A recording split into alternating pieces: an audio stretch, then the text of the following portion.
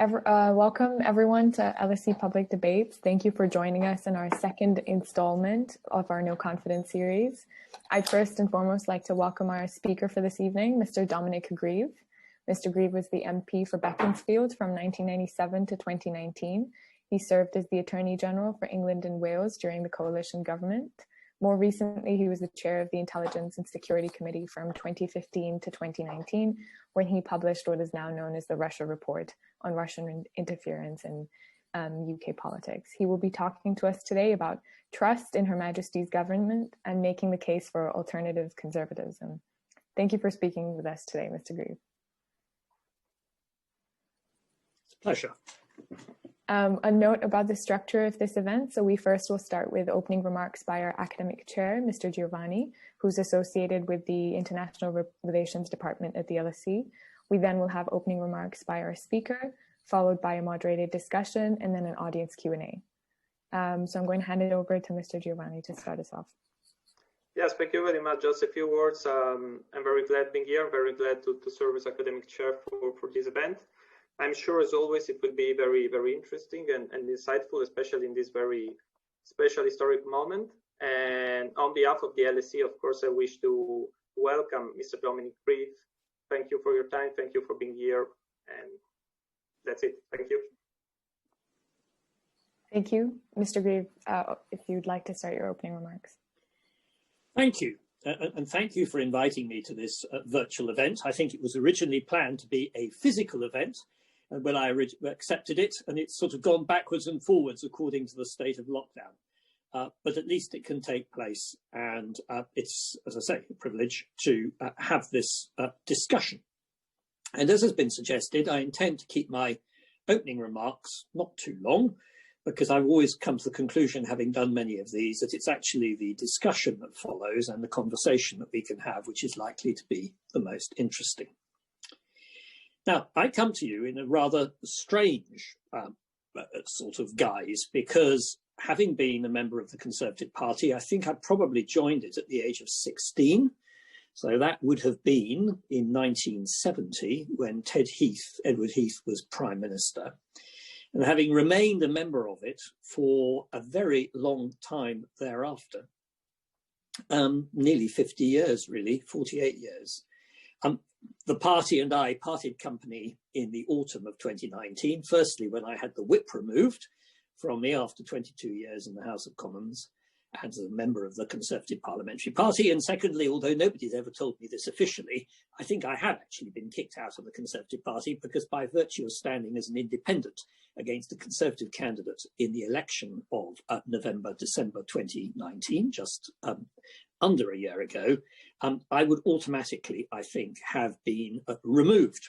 Although I say that slightly with a slight smile on my face, because although I'm certainly not a member of any association anymore, I continue to be treated as an honorary member of a number of conservative groups, which says something for their pragmatism, even though I suspect they don't advertise the fact that I am part of their organisation and certainly occasionally provide some input. If you'd asked me 23 years ago, when I went into Parliament, that this would be the end of my career, because I don't anticipate going back into the House of Commons, I would have expressed absolute surprise, because I've always seen myself as a Conservative, and I see myself as a Conservative to this day. I don't readily fit into the philosophical outlook of any other political party, certainly not the Labour Party, much as I respect many Labour Party members, and not, I think, of the Liberal Democrats, even though I also have very good relations with many of their members, and they very kindly didn't put a candidate up against me at last year's election. So that this situation should have arisen, for me, indicates that in some, I think, quite fundamental way, the party and I have parted company. And of course, the party would say, and I have to accept this, and my colleagues who've stayed loyal and at Westminster and supporting the present government, that that's because my own ideas have become perhaps eccentric and separated from the party. And I think I would probably say that the party seems to me to have, put it colloquially, lost the plot and departed from perfectly clear views and standards that it had previously embraced. And I think it might just be worth trying to explore those, because without it, we can't look at the policy issues. What made me a Conservative? Well, the Conservative Party is rooted in a philosophical tradition which says you build in an evolutionary way on what your forebears have given you. And I suppose it's a bit of a hallmark of conservatism and probably separates us philosophically, I think, from Labour Party supporters. But broadly speaking, and I don't wish to exaggerate it, but it might give a sense of complacency, but Conservatives tend to be reasonably comfortable with the overarching framework and status quo that they live in. So in the context of the United Kingdom, living in the United Kingdom of Great Britain and Northern Ireland, having a constitutional monarchy, the parliamentary institutions which we've inherited and added to over the centuries all tend to make Conservatives pretty comfortable. Conservatives also believe pragmatically, of course, that you have to address current problems. But as I said a moment ago, addressing current problems is usually seen as being an evolutionary and not a revolutionary process.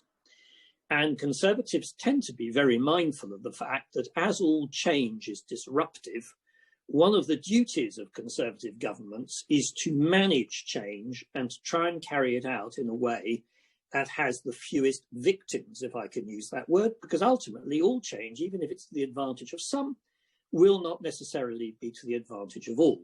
But that's not to say that you don't sometimes have to make tough decisions.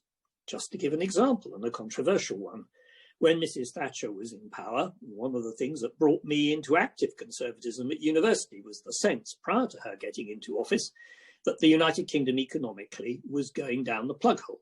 We thought we were living in a country that was disintegrating economically, even when compared to its peer group, other European nations, for example. One of the things that encouraged me into politics. But when Mrs. Thatcher was in power, she was criticised, particularly from the left, for carrying out and implementing policies of economic reform, which undoubtedly had victims, because previously they'd been working very often in subsidised industries that were no longer in any way economically viable.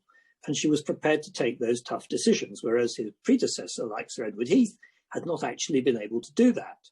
So we're willing to do it, but I'd like to think that we're always willing to do it with a very keen understanding of the need to minimise that disruption. Something, therefore, happened to us between the time that I went into Parliament in 1997, when the party went into opposition, and the time when I was eventually thrown out. And I don't think there's very much difficulty identifying what it was. The question of our relationship with Europe, and in particular with the European Union, became absolutely dominant and also became woven into a very extraordinary narrative about national sovereignty and empowerment and what it did or did not entail.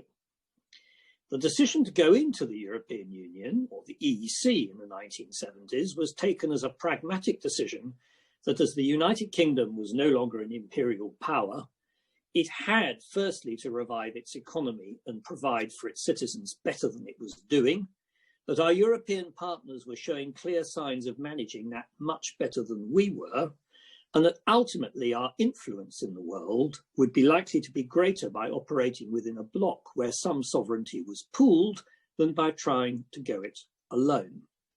And on the face of it, I think those decisions were proved to be justified during our period of membership.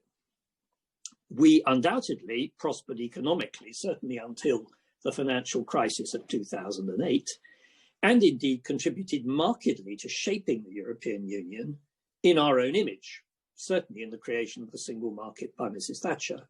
But on top of that, our influence, which had been in very marked decline in the 60s and early 70s, revived, obviously not back to the position of being some imperial power, but certainly back to the position of being an essential interlocutor on the world stage, and very well regarded because we were seen, partly because of being a long-established nation, as obeying international rules, underpinning the international rules-based system, and therefore being a beacon of stability and reliability in a changing and difficult world.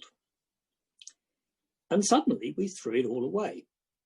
Now, in fairness to the Conservative Party, I don't think the tossing away was suddenly done as a piece of overnight stupidity.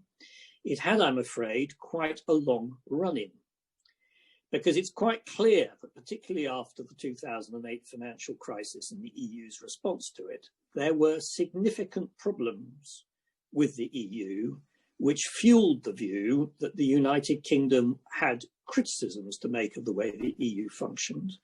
And those had enough purchase to give rise to a popular or populist movement, largely outside the Conservative Party, but partly within it, which manifested itself in things like UKIP's success at European elections. And that undoubtedly fueled within the Conservative Party, and even with David Cameron, who ultimately, I suspect, was committed to our European Union membership, as turned out in the referendum, a sense of fear that unless the Conservative Party responded to it, it might be outflanked by a populist movement on the right. And helped by the media, and I have to say also by a dreadful failure of many Conservative politicians, and I have to say I think I include myself in this, to speak out publicly against this tide,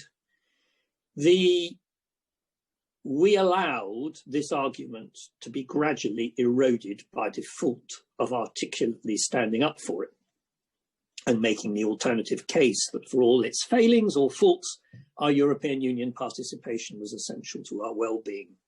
And so the consequence of that was that when we came to the referendum, firstly, I was absolutely shattered by the number of my parliamentary colleagues, and some of whom I'd never heard express this before, who suddenly decided that they were going to campaign for leave because it appeared to be a popular thing, and I have to assume they believed it themselves.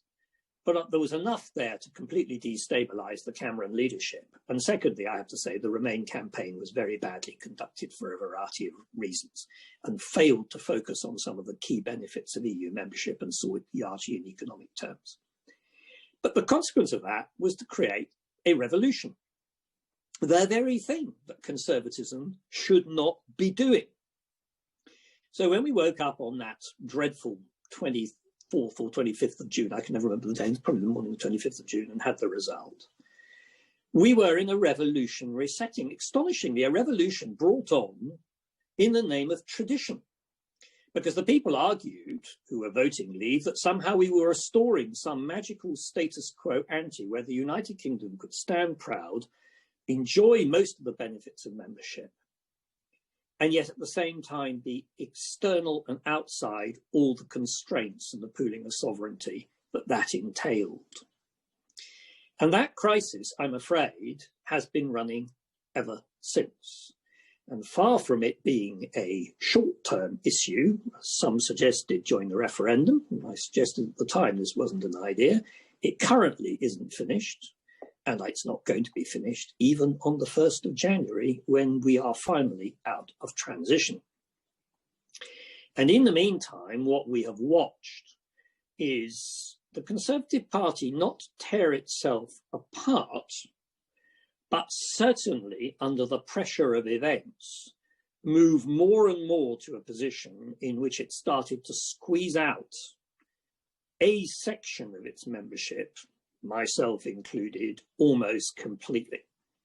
Theresa May, who was a typical Conservative, is typical Conservative, a compromiser, pragmatic, sought over a 2-year period, longer, to try to find a middle way where we would be leaving the European Union, but where we could do it in an organised and steady fashion. And what she found was that the more this debate went on internally within the Conservative Party, but to another extent in the country, the more it became apparent that in fact this choice had binary characteristics. Why did it have those characteristics? Because quite simply, if you started articulating the sort of treaty that you were going to have with the EU in order to manage a smooth transition and maintain trade, the reality of that treaty immediately called into question why on earth we were ever leaving in the first place. And that, therefore, had the consequence that for many of my parliamentary colleagues who believed passionately in Brexit, it was a completely unacceptable outcome, because in fact the outcome would have completely dissolved everything they had been working for. And equally, it's probably right to say that for people like myself, although I would have backed her deal if I'd thought it was going to be widely accepted, but for people like myself and the minority in the parliamentary party, there was the very real sense that this was a disastrous outcome even on her deal, and seeing that we had so many colleagues who weren't going to accept it anyway, that was when I came to the conclusion that it was worth campaigning for a second referendum, something which I hoped we might achieve, but always knew that could only be achieved when people finally realised there was no alternative to it. And unfortunately, both Joe Swinson and Jeremy Corbyn gave the present Prime Minister his alternative, which was to hold an early general election. And it was quite clear to me at the time that this was likely to have disastrous consequences, because offered a choice between a Jeremy Corbyn-led country and a Boris Johnson-led country, a large number of people, even if they weren't very happy with either, were going to choose the lesser of two evils as they saw it. And Labour under Jeremy Corbyn was an entirely unelectable force. What I find particularly troubling, and is now becoming more apparent, is that when you embark on a reckless adventure of this sort without having thought through the consequences start to manifest themselves not only in the difficulties you face economically, and I think we're going to face really severe economic difficulties in addition to COVID, which derive directly from leaving the EU when the transition finishes. Indeed, some of them are already present. But it also starts leading to a subtle undermining of principles as you battle with the realities that you face. And one of the things that bothers me the most is that as a consequence, Britain's international standing is being seriously compromised. The two most egregious examples, one was internal to us, that was the prorogation of Parliament last year. It was an entirely wrong thing to do and in breach of every convention and norm in our constitution for the Prime Minister to act in this way, however irritated he might have justifiably been with the House of Commons in obstructing him. Now, of course, it ended right because the Supreme Court came to the right conclusion unanimously. Some of my colleagues still can't understand and still believe that the Supreme Court was wrong. It was plainly right. But of course, what that did to our image abroad, and I could see this as chair of the Intelligence and Security Committee even at that time, as countries suddenly woke up to the fact that the UK seemed to be in a full-blown domestic crisis, whereas previously they probably hadn't paid much attention to what was going on, was a really serious issue. And cottoning on to the fact that the Union of the United Kingdom is now severely compromised and indeed may completely founder as a result of what we've done, which will have immense consequences for our international reputation and power and influence of what remains of the UK if that process goes to a bad conclusion. The second example obviously happened this year with the Internal Markets Bill, which of course is linked to that constitutional crisis. In order to take us out of the EU, the Prime Minister chose, to my astonishment at the time he did it, to abandon Theresa May's stance, which was that the United Kingdom could not be subdivided for the purpose of a future relationship with the EU, and to accept the idea that there was to be a Northern Ireland only backstop. The problem of Northern Ireland is a constitutional one, but it's also based on our international treaty obligations under the Belfast Agreement. Preserving the Union and our obligations under the agreement ought to be a core Conservative thing to do. The Prime Minister decided to abandon a limb of it. He was warned what he was doing. He decided to do it. He signed an international treaty that did it. And then 8 months later, he sought to renege on it by passing a piece of primary legislation through Parliament, which is at variance with our international obligations. And interestingly, there's enough residual convention left in this country that it has backfired spectacularly, because even Brexit supporting peers and some MPs have had the courage to vote against it, and he has absolutely no possibility of getting it through the House of Lords in this session of Parliament in its current form, which raises actually some very severe problems for him if we are leaving with no deal on the 1st of January of next year, because he won't have a UK internal market in place. And so that's the depth of the crisis we've ended up with. Now, is there an alternative conservatism? Yes, of course there is. It's a return to the sort of pragmatic conservatism that used to exist. But of course, that can't be magicked overnight. I have to say, I think it's most unlikely that the present Prime Minister is capable of doing it. I know that his getting rid of Mr. Cummings and Mr. Kane is seen as a sign that he might be wanting to revert to previous liberal conservative credentials. But I have serious doubts that he is in fact capable of doing that, because once you are ratcheted or sort of in the groove that you've got into by embracing a populism that he has thrived on in the short term, getting out of it is going to be very hard. And I suspect it will have to wait for another Conservative leader. How long we will have to wait for another Conservative leader is an issue which will be determined by my parliamentary colleagues and when they run out of patience with the problems that we are currently facing. But I don't think that's going to happen in the next 6 months, but it might happen in the next 12. Alternatively, of course, the Prime Minister may pull lots of rabbits out of a hat, and I shall, in 12 months' time, have to say that he's proved to be a great success. But I have to say he is not well fixed in the current Conservative tradition, certainly not post-Second World War. Although he at the time tends to like to equate himself with a Churchillian heroics, they are mainly for his own short-term personal benefit, and I think are landing us in more trouble. So there's an overview. Of course, there's a possibility, as I say, of an alternative conservatism. It's been around a great deal. John Major practiced it. For that matter, it's traditional conservatism. Mrs. Thatcher practiced it, I think. I know she keeps on being called in aid at the moment over by Brexiters, but I think she would be looking at absolute horror at what the Conservative Party has succeeded in perpetrating with the help of, undoubtedly, a big swathe of public opinion pushing it in a particular direction, but which it has failed completely to moderate and failed completely to challenge or address or persuade that, in fact, there is an alternative way forward. So I'm afraid we're mired in a very great crisis.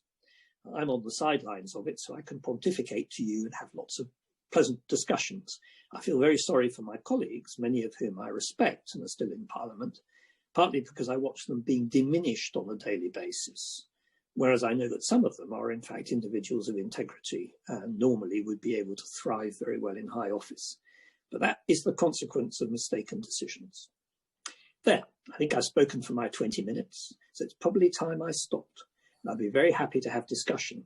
I'm conscious there are all sorts of things that you probably want to raise with me, which I haven't had a chance of talking about yet. Please feel free to raise them. There's always a tendency to think that politicians try to avoid some awkward points, so please bring them up as well. Thank you very much. Absolutely. Thank you so much. I feel like you've raised so many interesting issues, and I think it's going to add a lot of different shades to our discussion today. And I agree. I'm sure there are many reasons for no confidence in Her Majesty's government. And the irony isn't lost on me that this discussion is sort of happening on Thanksgiving Day.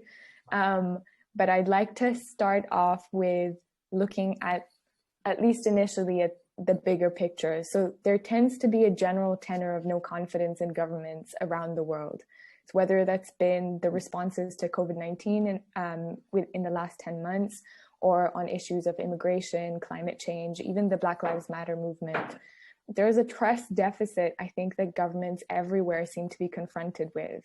Do you think the issue of no confidence in this government is part of a global trend, or do you think the UK is exceptional in this regard? Oh, I certainly agree that it's part of a global trend. And in a way, perhaps I'm not sure you should feel sorry for politicians, but I think we are living in a world where there is a great deal of pessimism about the future. And I think, I regret to have to say this, particularly to a young audience, but I mean, I think with some justification. When I was a child, there was a very strong sense that despite the horrors of the Second World War, remember that I was brought up as a small child in the late 1950s, and 1960s was when I was growing up, and 70s when I was at university. But there was a strong sense of a world which the Third World, as it was then called, was developing despite its huge problems.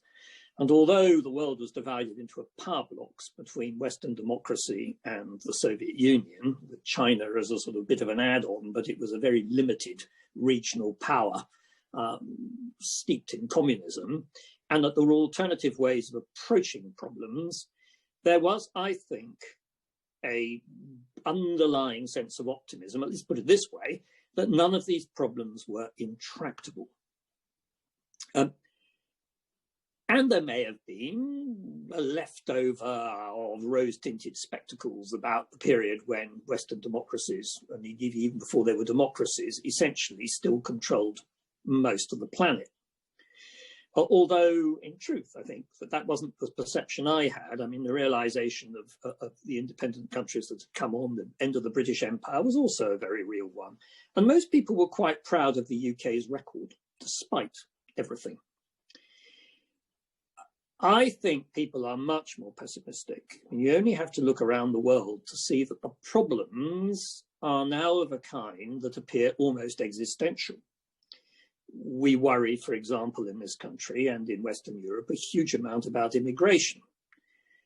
And part of that is no longer about, do we want more people? It's actually that there now appears to be a tidal wave of humanity seeking to leave places where they were born to go and find better places to go and live. And the reason behind that is partly human activity and tyranny and war and conflict, but a lot of it has to do with environmental degradation, climate change, and associated disintegration. And I mean, these are subjects which most politicians look on with the perfect knowledge of how limited their own powers are to bring about a reversal. We talk a lot about what we will do to tackle climate change, and indeed we should be talking about it. I don't wish to say that somehow we should ignore it. But I mean, some of the hard realities are that unless the population of this planet stabilizes, or indeed I suspect starts to go down in a controlled way, as human beings are predatory species living off the planet, I think there may be some arguments that we have probably reached the limit without causing very great environmental damage for all the benefits that scientists can give us. Now, that is a problem almost beyond politics. And am I surprised, therefore, that to have noted over my 22 years in Parliament that my constituents, leave aside whether they vote Labour or Conservative or anything else, look more and more pessimistically at the future, even if actually, if they're looking at their own immediate circumstances. Of course, there will be variations, but in my constituency, one of the most successful places economically in the country, with almost non-existent unemployment throughout most of my time that I was representing it. Most people arguably had never had it so good, to use Macmillan's phrase, and yet that's not how they felt about things. And they voted just to remain, but only marginally. It was very split. And why did they vote leave? I think in part as a sort of protest against the world in which they were living. Now, this is a global phenomenon, and either people appear to be mired in anger or irritation with their governments and feeling that their governments are not delivering on what they would like. Look around most European states, very, very much so. Or they have lurched into having populist governments, which in the short term are providing a series of what I would describe as completely artificial displacement activities for them, which appear to satisfy immediate things, usually based on nationalism. I mean, President Erdogan in Turkey is, I think, an almost classic example of this. but in the long term isn't going to make any difference at all to the underlying problems which those states are going to have to address. So yes, it is a global phenomenon and it needs a global response. Whether we can ever get a global response is, I think, unlikely, but certainly blocks, which was one of good reason to be part of the European Union, could at least provide that. And we're going to badly need it because, I mean, I think, I'm sorry again to make you even gloomier, but the alternative is that we will slide into areas of generalized conflict because there's a lot of anger out there.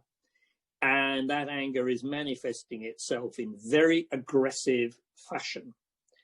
You can see it with China, you can see it in a number of confrontations that are taking place, and in countries in Africa like Ethiopia, which looks to be on the point of falling apart yet again.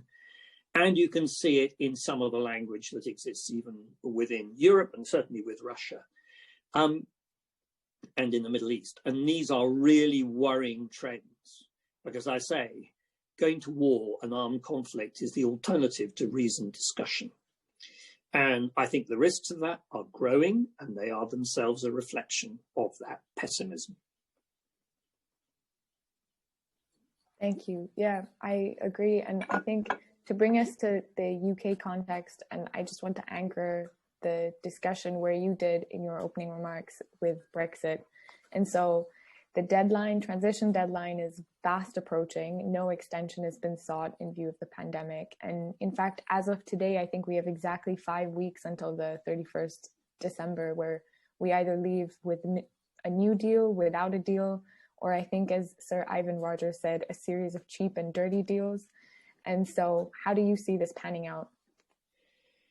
I have great difficulty saying how this is going to end. I personally think that the Prime Minister wants a deal. He must have been told repeatedly that if there is absolutely no deal, the likelihood is that the start of January will be a very disruptive experience in the life of a country that is already very disrupted by COVID. So an extra layer of significant disruption, and people will notice very quickly that that disruption is taking place. But the difficulty he has is that having nailed his colours to a mast of nationalism, including some red lines, which are very difficult for him to shift from, even though objectively one might take the view that there is no reason why he should not, but they lower his prestige and his status. It's quite hard for him to budge. And everything I know about him suggests to me that as an individual, we've seen this over the last 12 months. Firstly, he is much given to refusing to follow a particular course or make decisions until he's forced to. And the decision he is most likely to take is the one that serves his short-term interests. So, and he's the easiest to handle. So unless he is forced to a conclusion that leaving with no deal is disastrous, and so it is more disastrous than the reputational hit to accepting a deal which is going to be criticised, I don't think he'll do it. And the trouble is that on the 31st of December, the consequence of a no deal will not yet be there. So it's the immediacy of the problem which will shift him. Might we end up with some cheap and dirty deals in late December, very, very cheap and very dirty and very temporary, just to prevent the worst disruption? Yes, possibly, because the EU may decide it's in their interests as well.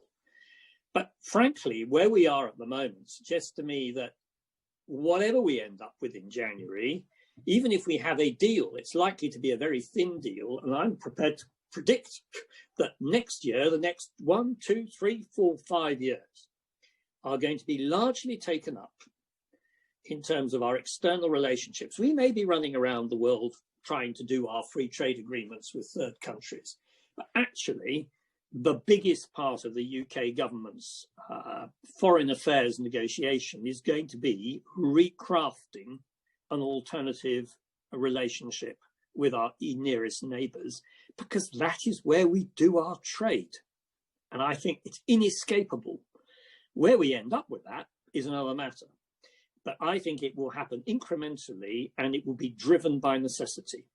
So, the idea that Brexit is over on the 1st of January is a fantasy. Right. And I think I'd like to talk about the internal market bill, because that seems in many ways an attempt to mitigate the sort of effects of Brexit on trade. But it's been extremely contentious. I mean, it's been met with vocal opposition. It was opposed, I think, by the last 5 prime ministers as well. And in your opinion, what do you think the dangers of making such a statement like, the UK is breaking international law in like specific and limited ways without legal challenge, the dangers for the UK and also other countries who might be tempted to do the same? Yes. Perhaps I can answer this in 2 stages with the Internal Markets Bill, because there are 2 aspects to it. And aspect number 1 is that by virtue of devolution, the UK handed over powers to Edinburgh, Belfast and Cardiff, which were effectively exercised in common through Brussels. And actually, they are the foundations of the internal market of the United Kingdom. So I have complete sympathy with the government in the view that as we are leaving the EU and at the end of transition, we have to be able to sustain an internal UK market. And ultimately, that must mean that somewhere within the UK, there is a power, I think that's what we're talking about, to enforce a single UK market. And the only place where that can be done is at Westminster. Now, the devolved administrations in Scotland particularly have bitterly criticised the government's approach to the Internal Markets Bill.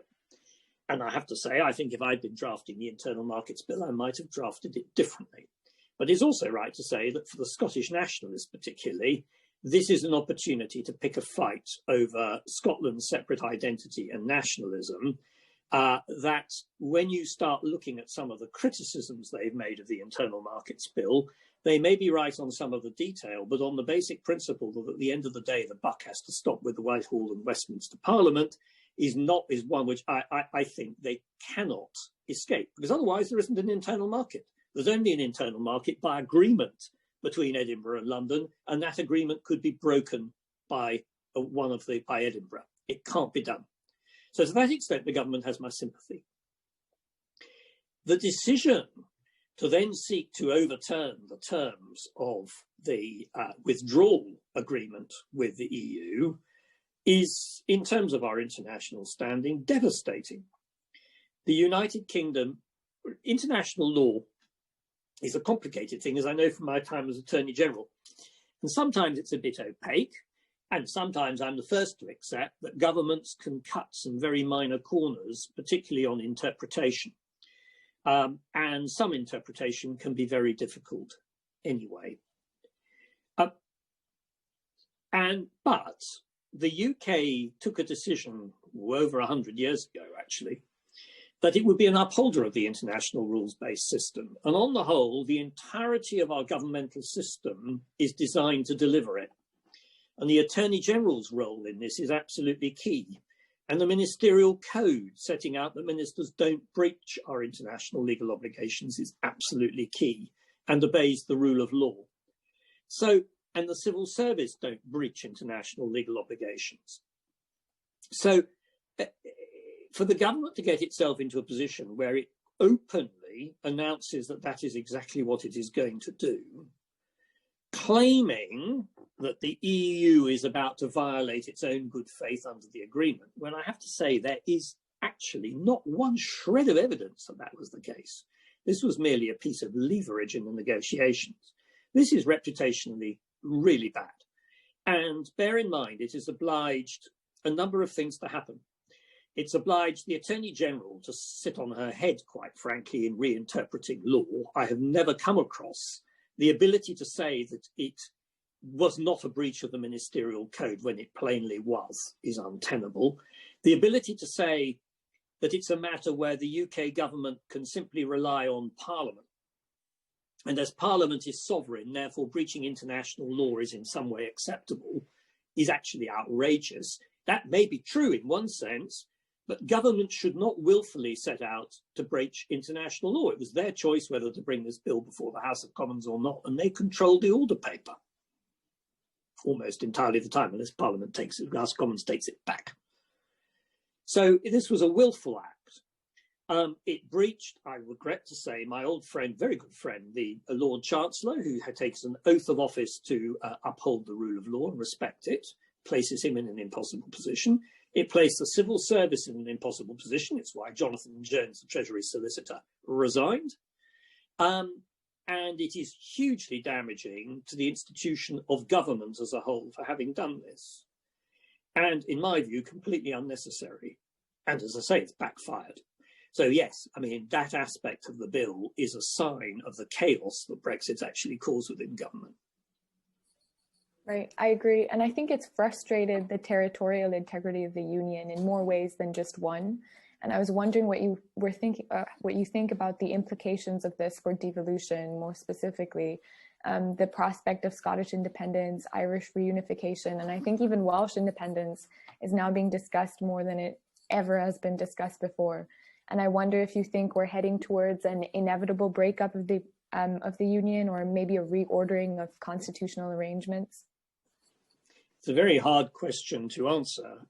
Just as I was against Brexit, I have to say I think the breakup of the United Kingdom will be done with much shedding of tears, and people will come to regret it if we bring it about. Obviously, you're dealing with the three devolved nations with different circumstances. Northern Ireland could unify with the Republic if it wishes to.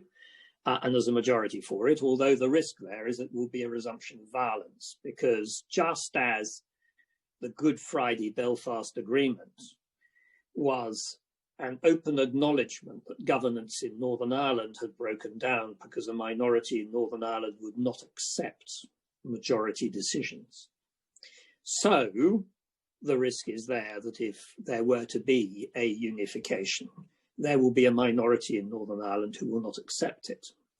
And it's a minority big enough to cause a resumption of that violence. So it's really something not to be wished for.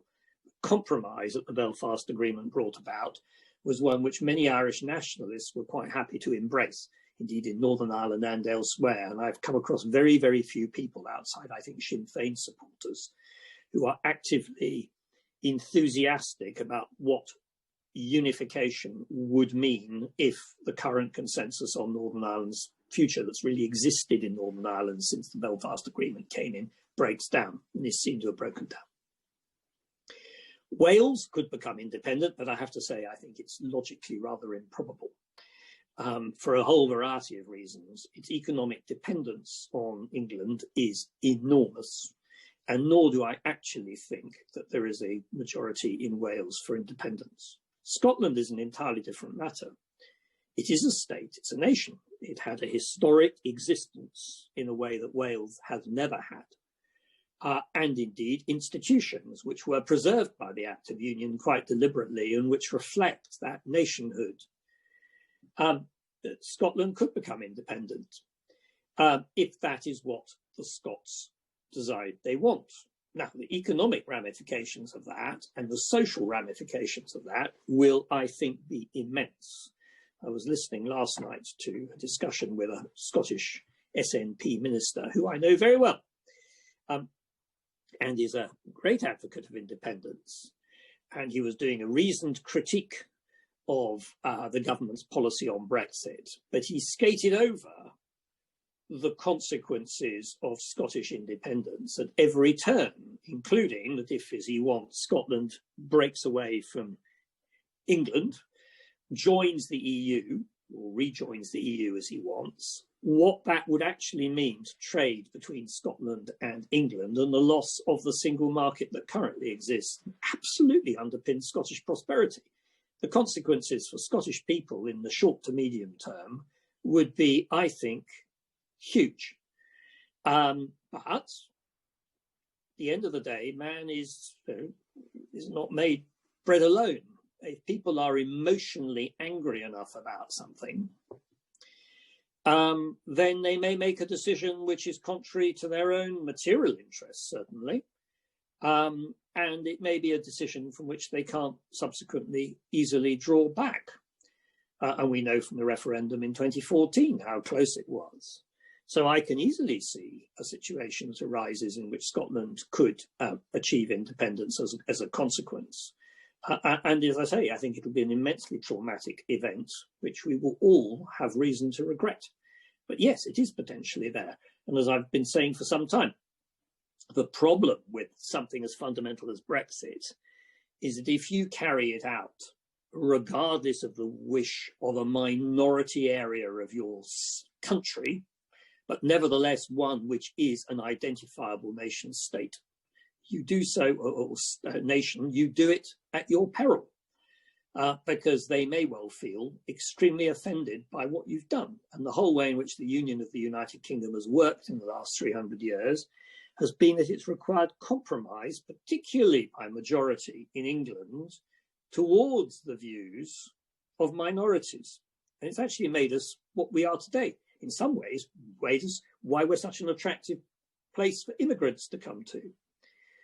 Because precisely we've been a political nation that has been based on that compromise. And at the moment, we're losing it in the tide of English nationalism. I have one last question on Brexit before I think we can move on. So it seems to me that Brexit has realigned British politics around two camps of remain and leave, I think, which has concealed some of the previous political identities of Conservative and Labour. Even in Parliament, there was famously voting across party lines. And so do you think this is because Brexit itself is such an emotive issue, or do you think this is a precursor to some lasting change in the political system in Britain? It's a very good question, and I'm not sure it has a ready answer. I personally am more inclined to the view that the rift has come because Brexit was such a fundamental question. And that when that fundamental question has finally worked itself through, the more traditional divide in UK politics will still be present in much the same way. Now, there's a bit of a caveat to that.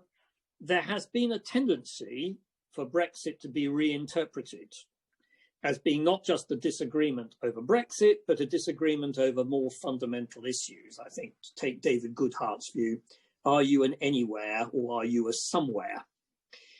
And your view about globalization more generally. And indeed, it's also been interpreted in pure national terms. You know, my decision over Brexit in Parliament attracted the label, "You are a traitor," or French spy, I think somebody was saying. Anyway, traitor, certainly.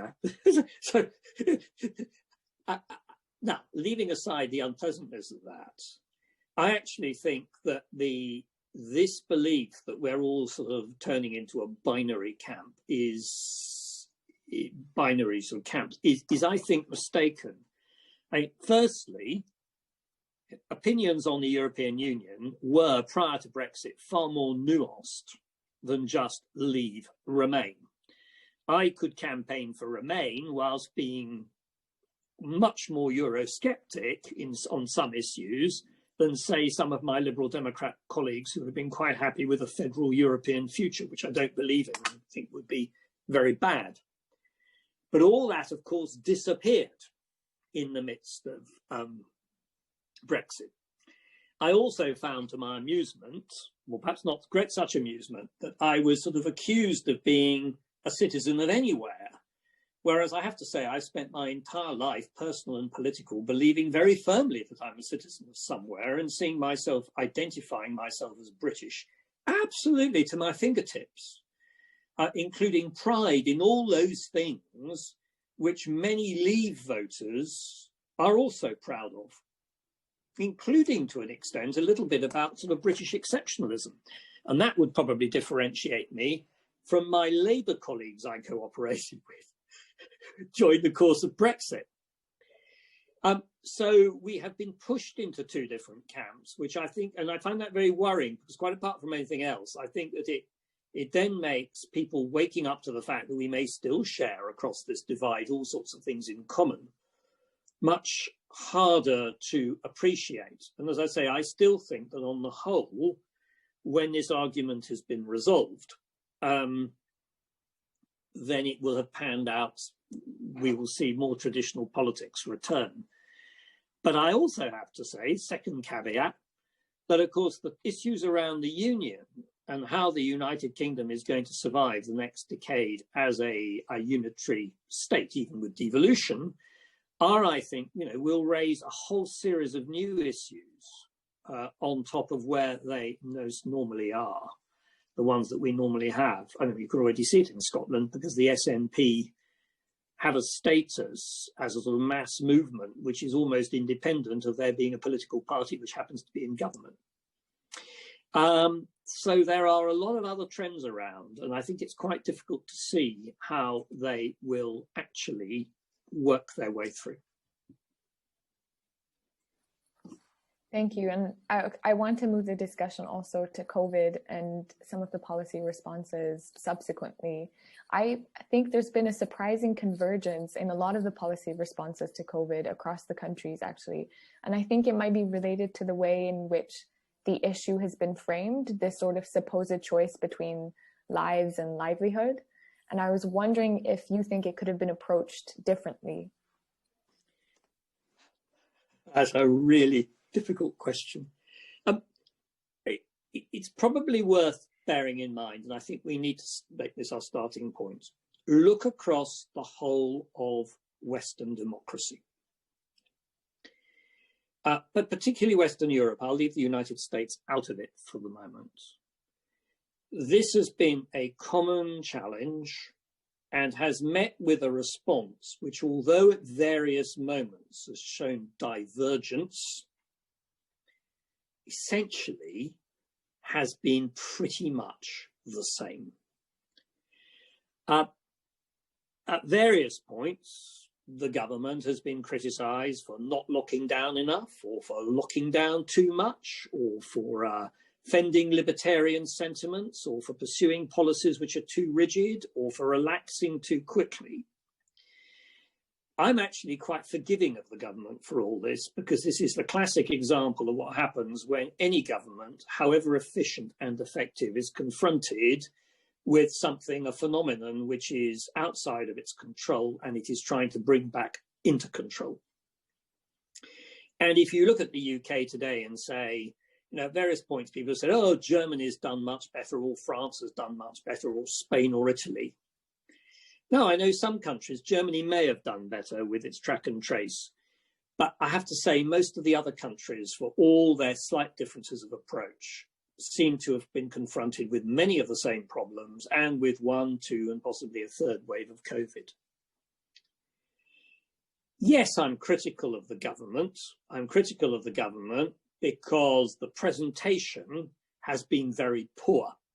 And the presentation's poverty is the fault of the Prime Minister, who, far from being a good presenter, as he had a reputation, has turned out to be a very poor presenter, partly because he vacillates and zigzags all over the place, and he has an upbeat optimism which is at variance with the reality of the challenge that we're facing. So he gives the impression it's about to be mastered, and then has to admit that it hasn't. Those are due to his own very personal failings as a leader. But other countries have had, as I say, similar problems. Yes, there's a tension between liberty and between safety and livelihood. The reality is that modern democratic governments, answerable to their electorate, can't afford, leave aside whether it's the right or wrong thing to do, but cannot afford to have a situation develop where it suddenly appears that large numbers of people, even if it's a tiny minority of the overall population, are dying because the care is not available for them that might make them live. So the prospect of every Nightingale hospital and every hospital having its intensive care units not only taken up, but with people unable to access it who need that care, is a prospect so appalling that I don't think a single one of the countries has been prepared to do it, with the possible exception of the United States, because it doesn't have a proper healthcare system. But all Western democracies that do have felt that that is what they have to prioritize. But the economic consequences of doing that are pretty horrific. And Lord Sumption, who I respect as a lawyer, has pointed out that objectively you can make the argument that we have introduced constraints on people which are excessive to enable human society to operate, as a consequence of which we're going to pay a very high price economically and indeed potentially in health terms for people who haven't been able to access, for example, all the other health care they need when they have cancer or other ailments. These are really, really difficult decisions. And I'm not going to start sort of jumping up and down saying I've done things differently. I think I'd have done the presentation differently, but I'm very sympathetic to the dilemma that we face. But the fact is we are going to emerge very damaged economically and probably societally a little bit from this, although it's also brought people together, as I can see in my own street, with a much greater neighbourliness. I mean, I now know, I knew my neighbours anyway, I've lived in my street anyway, but I know my neighbours much better now than I did 6 months ago. I agree. And I think this brings me to another issue, which is that I wonder if then it's beneficial, or maybe the government hasn't considered as much breaking out of this sort of binary between left and right policies and moving to sort of a more hybrid and heterodox way of thinking, to sort of break that ideological or policy deadlock that has existed, I think, before COVID, but really was brought to light during the crisis. Yeah, perhaps I may have misunderstood a bit that question, in which case you'll come back to me. But I mean, the curious thing is that as a consequence of COVID economically, the government has abandoned every tenet of Conservative policy that you could ever imagine. That's exactly what my question was. Here I was as a parliamentarian 2-3 years ago, making the point to my constituents that when the Conservative government, coalition government, came in 2010, we believed that we were facing financial collapse and we had to bring in very considerable financial stringency. We knew we were doing it, and that we were doing it because we wanted to bring the public sector borrowing requirement down to zero and start reducing the national debt. And we were convinced that if we took that hit, which hit every conceivable department, everybody from defence to health to education, all were affected by this constraint, we would get to a point in 2016, 17, 18, where actually the UK economy would start to grow dramatically. We would be able to increase expenditure, and we would be able to, we'd be a really successful low tax nation. Slowly bringing its debt down. Very good place to be. Even the Labour Party couldn't say that's not a good place to be, particularly if public expenditure is increasing. But the combination of Brexit and COVID has been that firstly, Brexit started to dent that and led to the government borrowing and spending more than it had anticipated. And now with COVID, it's as if the tap had been turned on and we've had levels of public expenditure and borrowing that we haven't seen since the Second World War. And at the moment, everybody's walking around saying, well, it's great. Although I have to say the Chancellor's statement yesterday ought to give us pause for thought. And so, I mean, in a funny way, we have moved, you could say it's Conservative pragmatism. We've certainly moved from ordinary Conservative economic policy to what I would describe as wartime public financing, which needs must. And Labour can't really complain. I mean, I don't know how differently they would do it, but seeing the amounts that have been borrowed, and you can argue that the way the money's been spent is wrong. You can argue that the contracts have been placed in a chumocracy way. You can make all those arguments. but you can't really make an argument that this government is a government that's not willing to spend and borrow public money. How long this will go on for, I don't know, but there will be a reckoning, and whoever is in power, we are going to be seen. I mean, I saw this before. This is the sort of borrowing and spending levels, much, much worse even than when I was a child, and we were going through all sort of stop-go economics. So where this all ends up, I slightly hate to think. But it's, as I say, you can say it's conservative pragmatism is the kindest way to describe it, but it's driven by necessity. Yep. Thank you. I also want to, there's some ground I want to cover before we move to the audience Q&A as well. Yep. You were the chair of the Parliament's Intelligence and Security Committee, and which submitted what now is referred to as the Russia Report. And the delayed publication of that report has added controversy around the issue. What do you think are the main lessons there? Well, Prime Minister firstly shouldn't have delayed publication. I'm still not completely clear why he did so. I mean, the reasons, as you know, which he gave at the time were entirely untrue. They were bogus. He decided not to publish, and this argument that there had to be very careful consideration for possible further redaction. Absolute, complete and total rubbish. They were lies, effectively. No, he decided not to publish, and I assume that the only reason why, there are only two possibilities, really. One, that there was content to the report which he didn't wish to see come out just as a general election was starting.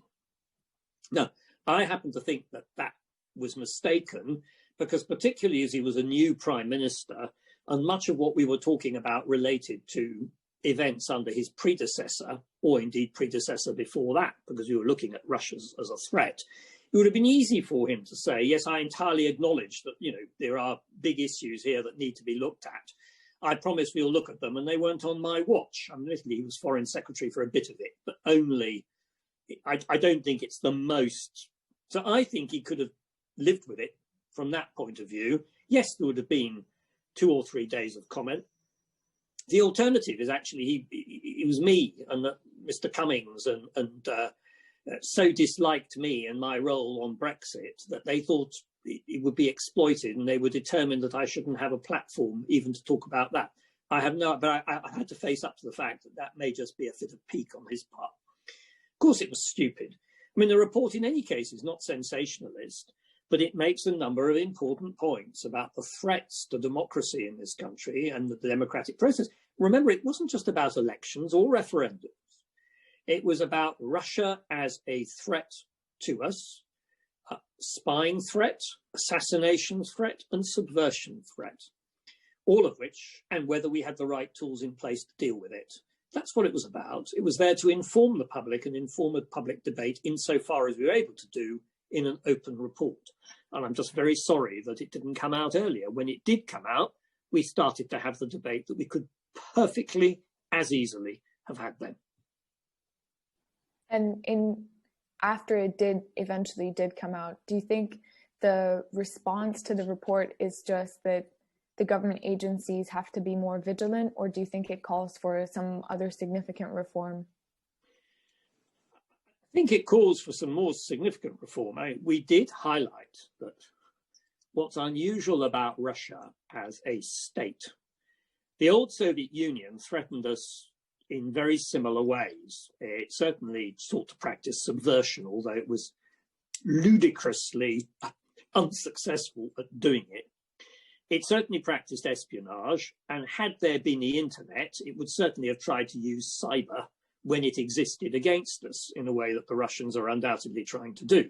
And it would certainly also have tried to disturb our allies and near abroad, as the Russians have done from trying to organize coups in Montenegro.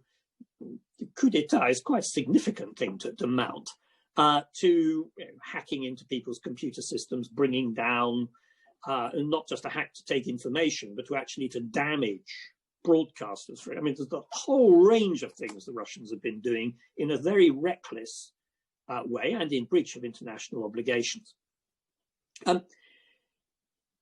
All those things are traditional, but the one thing which is different is that there is a significant Russian diaspora with very big economic interests in the United Kingdom, who have been allowed to develop those huge, very big economic interests, because we thought it was in our interest to do it.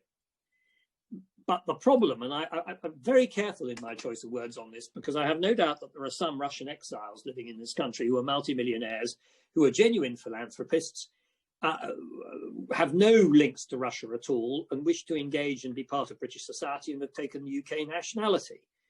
But insofar as there are people in this country who have links back into Russia, where they have economic interests, they are ultimately at very serious risk of actually acting in the interests of the Kremlin and of President Putin. And the evidence for that is very, very strong. And we should be aware of it. And, whether it's political parties or individuals, one should keep this point in mind, because the Russians make no distinction between economics and politics whatsoever, or about their own state interests and their citizens' economic interests. They will use and manipulate those to their own advantage. And the evidence for that is simply overwhelming. Great. Moving on, I want to ask you, lastly, about the status of the Conservative Party, at least for the time being. I mean, it seems like there's been sort of an overhaul of the ideological composition of the party. There's been, as you mentioned, actually a gradual extinction of pro-European Remainer members from the Conservative Party. You and 20 other Conservative MPs lost your whip for voting against the government. And certainly, I think this has been effective to end the Parliament's paralysis and manufacture party unity. But I wonder what you think the impact of what this ideological recentering on delivering Brexit or getting Brexit done has done to the Conservative Party's image as this broad church with pluralistic political sensibilities. Certainly done it damage. I was speaking today to a member of my old association, and I think, leaving aside the fact that obviously my departure and the circumstances of it and my standing as an independent was likely to be quite a traumatic event, so I can't diminish my own role in this, but it was noteworthy that this person, who is a very loyal Conservative indeed, took the view that the association that they were familiar with from their many years of participating in it had significantly changed in ways that I suspect they didn't find completely comfortable. Partly that's because new people have come in to join, which I suppose you can say is a good thing, but many of those people are in fact previously UKIPers or Brexit Party members. Now, you can say that the Conservative Party has put the nails into the coffin of the Brexit Party and UKIP, despite Mr. Farage's latest antics. Of course, it may revive, but a bit like a vampire rising from the dead, but it can always come back again. But leaving that to one side, it has done it, but in the process, it has significantly changed itself. And bear in mind, this isn't a red wall seat. This is a southeast of England seat. So I think there is something in it. Obviously, I don't know to what extent this is prevalent round all associations. I'm not sufficiently plugged in. And I mean, one has always got to look at the positive side, that this arrival of past Labour voting,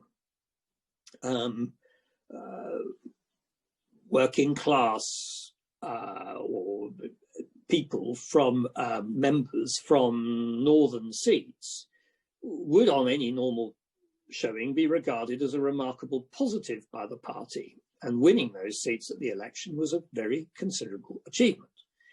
Now, whether that was the product of Brexit, it may partly have been, but it may have had more to do with the utter rejection of Jeremy Corbyn-style Labour Party politics. I mean, I think forgive my saying it to an LSE audience, that may have many people who thought that Jeremy Corbyn was wonderful, but I could have told them some time ago that Jeremy Corbyn had no prospect whatsoever of becoming Prime Minister in the UK context once people understood what he actually stood for. And he's been a disaster for the Labour Party. I know he did quite well in 2017, but that was a sort of protest surge around a sort of rather grandfatherly figure who seemed to offer an alternative politics. By 2019, that just was not there at all. And was a disaster for Labour. So in part, the Conservative Party has moved in to fill a vacuum that Labour has itself created. But before I sort of sound curmudgeonly, as I say, we have been a broad church, and there has been a history of working class conservatism. I have working class conservatives, you know, those people disparaged as white van man by, I think, my old friend Emily Thornberry, in my constituency. And not only have they voted Conservative at the last election, their parents voted Conservative, and their grandparents and their great-grandparents voted Conservative. It's quite a strand in British society. They're not trade unionists. That, I think, is the distinction. And so, you know, the Conservative Party needs to extend a message to the widest possible audience. But you're right. In the process, it's also lost a lot of people. How many people it's lost is not yet, I think, clear, partly because, as you may have noticed, I haven't joined another political party and I've got no other political party to go to. I think it was John Major who said in the wake of your expulsion that none of them have left the Conservative Party. The Conservative Party has left them. Yeah, and that's how I felt about it, and I suspect that's how John feels about it. I mean, I assume, in view of some of the things John said during the last election, that he probably isn't a Conservative Party member anymore either. Because I don't know. I mean, I don't know whether anybody sent him a letter saying you're no longer a member of the Conservative Party.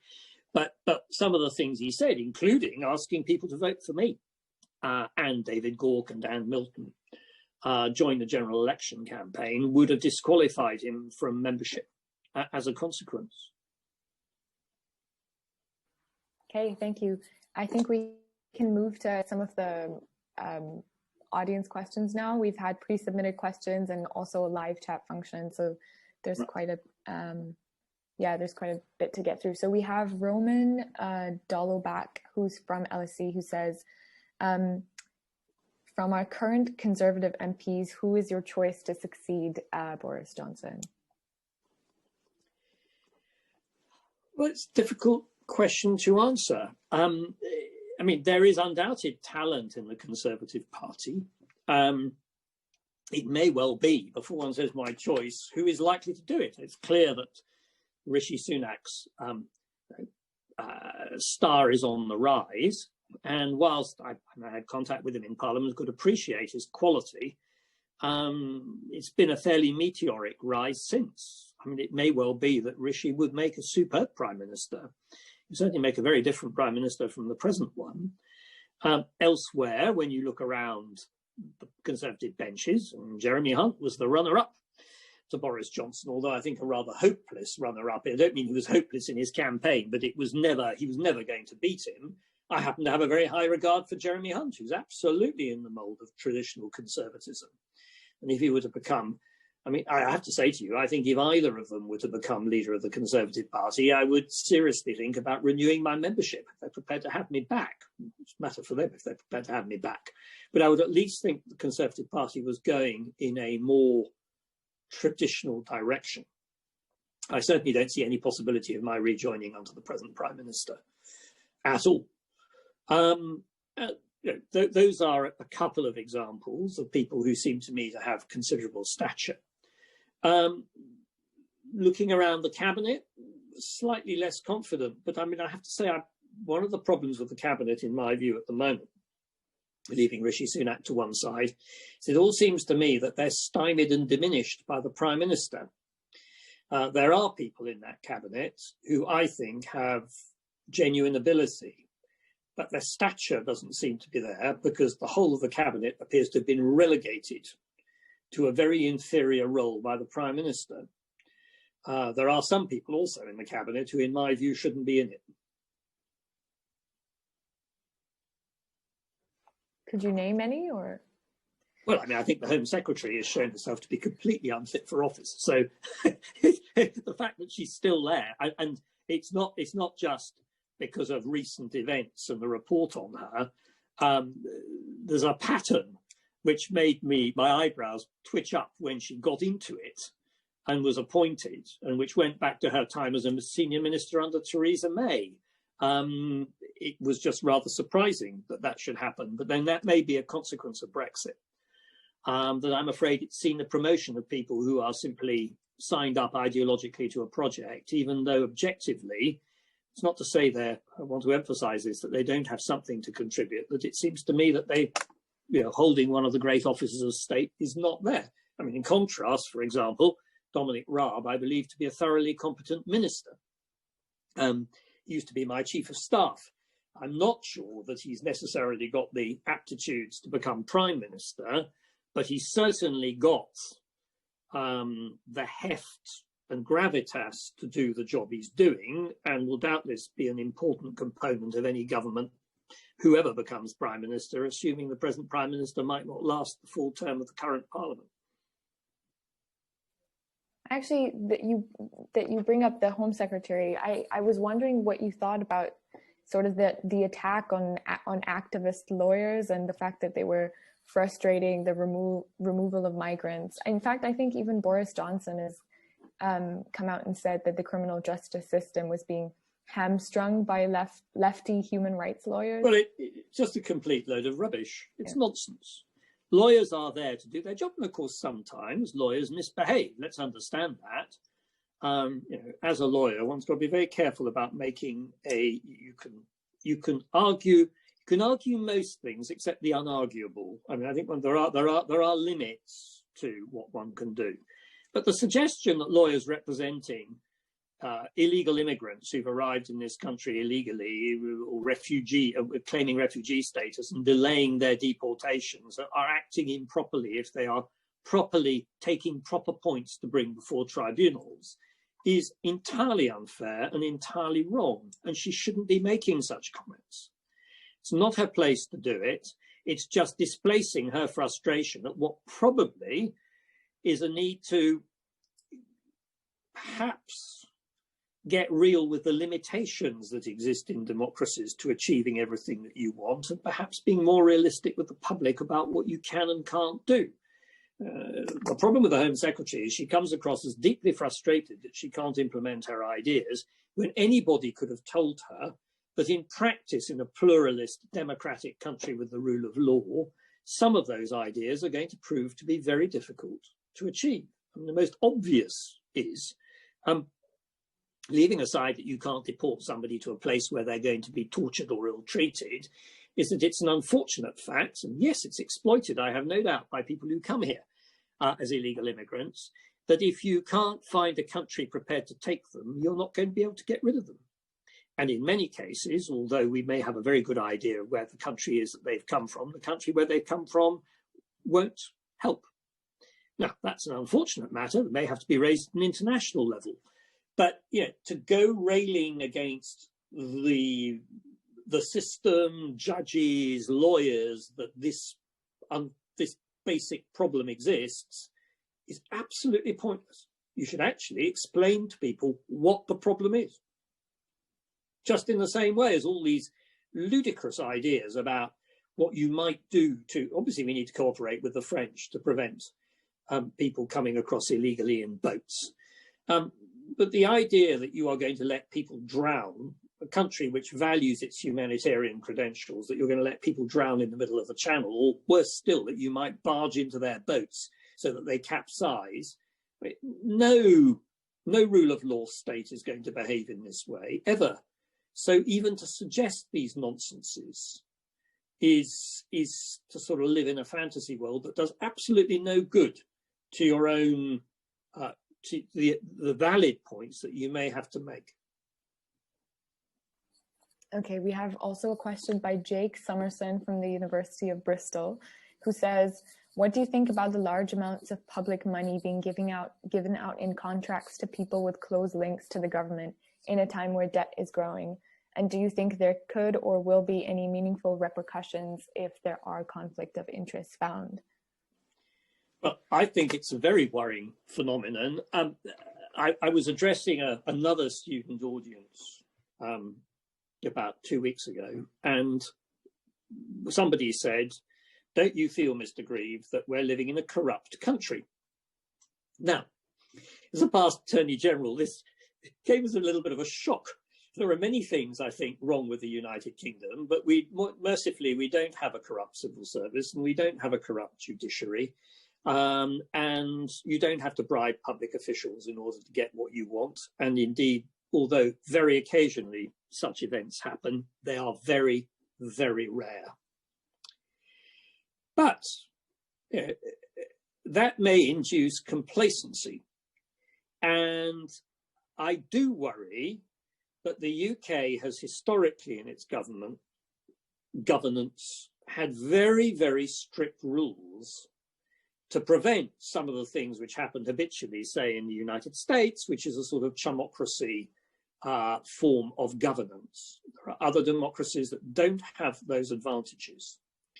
And it strikes me that the history of the last 12 months suggests that those norms and standards, which in my experience have been largely followed by most governments with occasional, very minor blips, now appear to be being disregarded. And there may be no repercussions. I mean, the National Audit Office may say this is not a way of going about it. You may justify that there was an emergency, therefore normal tendering and contracting and evaluations of contracts couldn't take place because it all had to be done so rapidly. But the fact that vast amounts of public money were dispensed in this way, and it just so happens that some of the beneficiaries appear to be linked to individuals who are linked to the circles in government, I find deeply troubling and unacceptable. It should not happen that way. Indeed, it should be the very reverse. It should be on the contrary, that people who have any association with government should voluntarily distance themselves from any such involvement, because the taint is damaging to government as an institution, even if it's justified. My wife and I are both lawyers. When I was Attorney General, my wife, as a barrister, would have to turn away work, which might come in, which might have any suggestion of association, just as a professional, that it had any association either that it could cause me embarrassment in my role as a minister, or indeed that it could have any association that it might be associative with my role in government. I cannot think of a good reason why that should not also apply to individuals who are associated with people who are in government. And I think that whilst you can argue it may be an error and it wasn't done with, it sends out a very bad message, and it shouldn't be happening. So repercussions, well, I'm not sure there will be, but repercussions with the public about what they expect of government, yes. And that troubles me too, because we were talking at the very beginning of this talk about the state of the world and people's views. And I mean, one of the things that alarms me is that historically, people would say, oh, you're a politician. You come and make promises to me, and then you go into government and you can't fulfill them. Well, that's actually spot on true. And that is the decent cynicism that any electorate should have about politicians, who often promise things which turn out to be undeliverable. But that used to be the criticism. Nowadays, the criticism is, you're a politician, you come and lie to us. And you actually tell us things that you know to be deliberate untruths. Or you're trying to line your pockets, which in truth, I have to say to you, as a politician, the idea that you're going to line your pockets by coming into the UK, go into Parliament in the UK or in a minister. I know some ministers do well on retirement, but not while you're in office. It's just not the case. But this suggestion that there may be associations, part of charmed circles where money is being made, is really, really bad. I think relatedly, we have Abhijit Subramaniam from LSE who also asks whether a fiscally positive Brexit is even possible, as the Tories have said that it would be. I don't think it is. Obviously, I can't predict where the United Kingdom will be in 10, 15, 20 years' time. Lots of things can happen.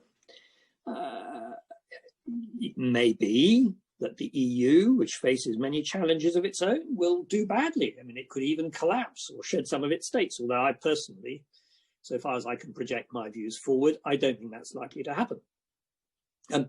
It could be that the United Kingdom turns into this sort of lean, mean, buccaneering state, low tax, low regulation, where money is pouring in, people are making money. In fairness, if people are making a lot of money, even on low tax, you may have more to spend on those who need it, on the poor, on the needy, on health, on social security. That's not impossible. One shouldn't completely disregard it as a possibility. So, yeah, but do I think that's likely to happen?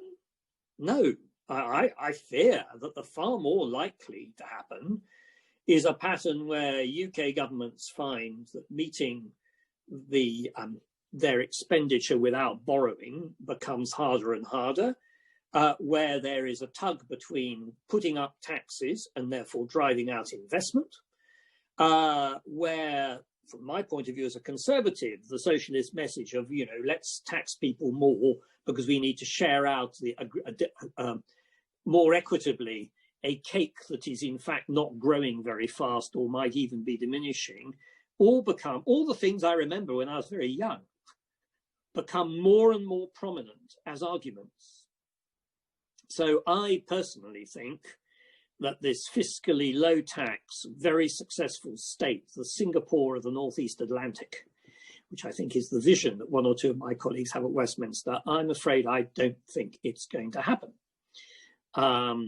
And I don't think the British public probably want it, because I think it demands a number of changes which are even more radical than they would be prepared to sign up to. But I could be proved wrong.